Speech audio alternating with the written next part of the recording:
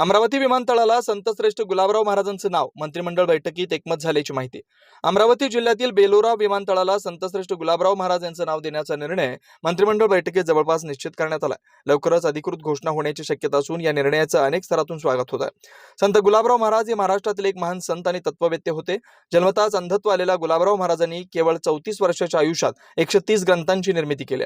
6 भाषांवर प्रभुत्व मिळालं होतं आणि पाश्चात्य विचारसरणीला विरोध करत मधुराद्वैत या संकल्पनेद्वारे भक्ती आणि अद्वैत यांची सांगड घातली.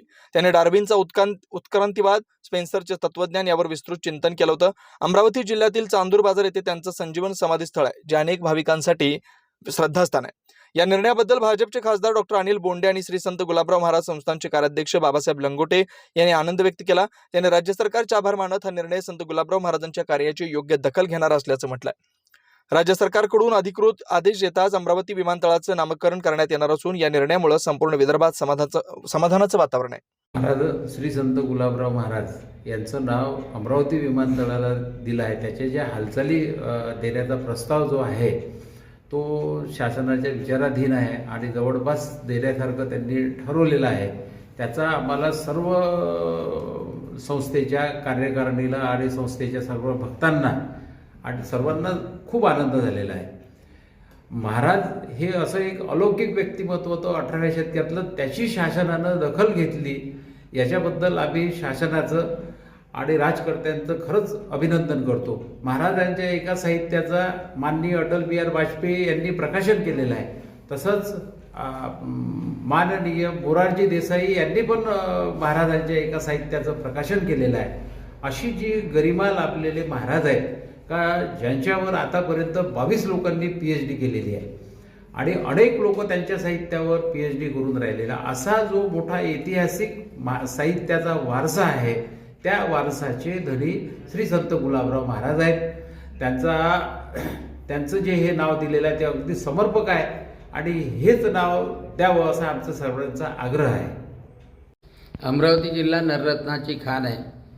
राष्ट्रसंत तुकडोजी महाराज, संत गाडगे महाराज, शिक्षण महर्षी डॉक्टर भाऊसाहेब पंजाबराव देशमुख आणि त्यासोबतच ज्यांचं साहित्य कमी वयामध्ये अतिशय मोठ्या प्रमाणात मार्गदर्शक आहे, जे ज्ञानेश कन्या स्वतःला समजायचे आणि मधुरा भक्तीमधलं अग्रणी नाव आहे, असे प्रज्ञाचक्षू संतश्रेष्ठ श्री गुलाबराव महाराज हे अमरावती जिल्ह्यातल्या माधांमधले आणि त्यांच्या साहित्यामध्ये विज्ञान आहे, योग आहे, अनेक पैलू आहेत आणि त्यांचं नाव अमरावतीच्या विमानतळाला देणं आणि तो निर्णय मंत्रिमंडळामध्ये होणं ही खरोखर आनंदाची गोष्ट आहे आणि त्यासाठी मी मुख्यमंत्री देवेंद्रजी फडणवीस यांचं मनपूर्वक आभार व्यक्त करतो.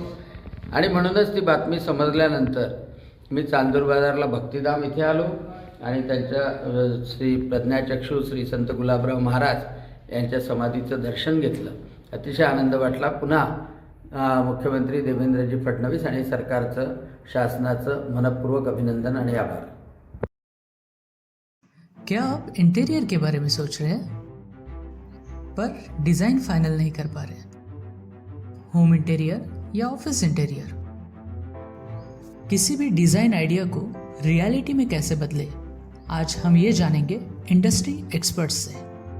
हमारी कंपनी जो है डिज़ाइन ब्यूरो, उसमें interior designing, renovation, architectural design, landscaping end renovation, furnitures, ये सारे जॉब्स हमारे यहाँ होते हैं और पिछले 20 साल से हम लोग इस फील्ड में हैं.